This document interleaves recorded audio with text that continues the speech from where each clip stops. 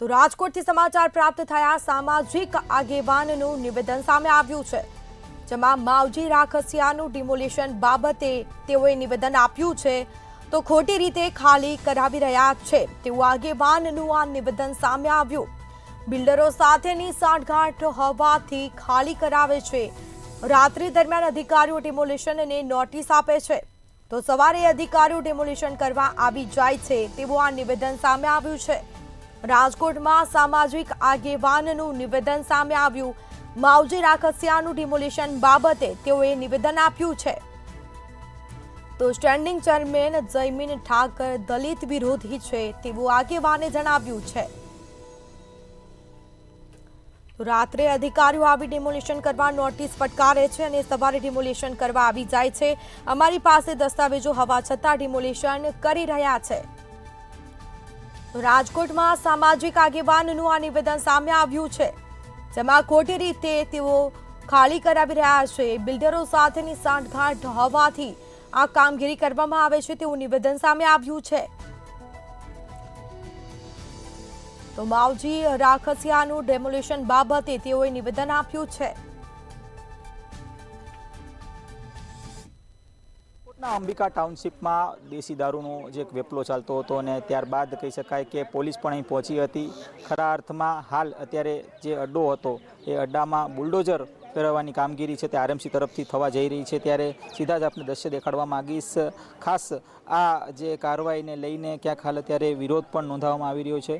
ખાસ તો કહી શકાય કે સામાજિક આગેવાન અહીં પહોંચ્યા છે અને તેમના તરફથી એક માંગ છે તે કરવામાં આવી રહી છે કે આ પ્રકારની કાર્યવાહી કોર્પોરેશન તરફથી ન થવી જોઈએ। આપણી સાથે માવજીભાઈ છે। માવજીભાઈ, શું કહેશો? ખાસ તો જે આ કાર્યવાહી અત્યારે થઈ રહી છે આ કાર્યવાહીને લઈને આપ શું કહેશો? કારણ કે લાંબા સમયથી ક્યાંક વેપાર ચાલતો હતો અને જનતા રેડ છે તે કરવામાં આવી હતી અને ત્યારબાદ અત્યારે આરએમસી પહોંચી। જે પ્રશ્ન જે પૂછવામાં આવ્યો કે ભાઈ ન્યુસન્સ ચાલતો હતો, અચ્છા આ ન્યુસન્સ હશે, ના નથી પાડતા, તો ન્યુસન્સ કોના હિસાબે? પોલીસની જવાબદારી છે। ક્યાંય ન્યુસન્સ ન થાય પોલીસની જવાબદારી છે। પોલીસ હપ્તા લેતી હોય એટલે ન્યુસન્સ થતું હોય, સ્વાભાવિક છે। તો ન્યુસન્સ દાબવું જોઈએ, કોઈના મકાન ન પાડવું જોઈએ, એવો કોઈ કાયદો છે જ નહીં કે ક્યાંય ન્યુસન્સ હોય, કોઈ બીજી કોઈ પ્રવૃત્તિ હોય તો એના મકાનો પાડી નાખવા, એવો કોઈ કાયદો છે જ નહીં। તો તમે ન્યુસન્સ દૂર કરી નાખો।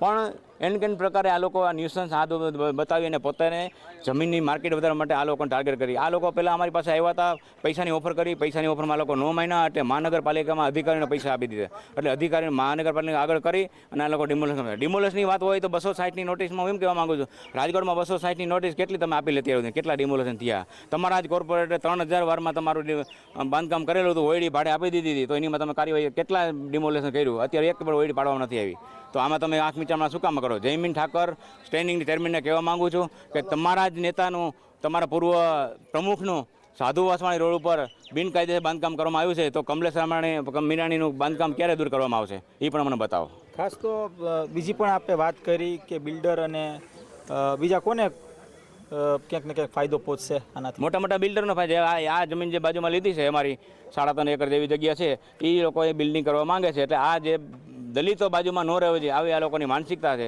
એને હિસાબે એને કોર્પોરેશનમાં પૈસા આપી દીધા।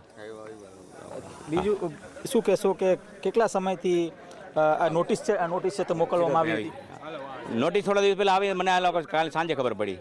ચોક્કસથી કહી શકાય કે હાલ અત્યારે નોટિસ જે ફટકારવામાં આવી હતી ત્યારબાદ અત્યારે બુલડોઝર ફેરવવાની વાત ક્યાંક સામે આવી રહી છે।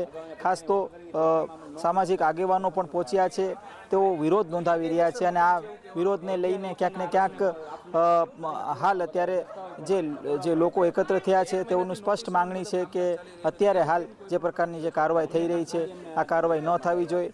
ક્યાંક ને ક્યાંક તેઓને સમય આપવો જોઈએ। આ પ્રકારની વાત ક્યાંક સામાજિક આગેવાનો કરી રહ્યા છે, ત્યારે ચોક્કસપણે કહી શકાય કે જે આક્ષેપ પણ એક લગાડવામાં આવ્યા છે કે બિલ્ડર અને મોટા માથાઓને ક્યાંક ને ક્યાંક ફાયદો પહોંચે તે પ્રકારનું કૃત્ય છે તે અત્યારે આરએમસી તરફથી થઈ રહ્યું છે। ખબર છે લલિત વ્યાસ સાથે ધ્રુવ કુંડેલ, રાજકોટ।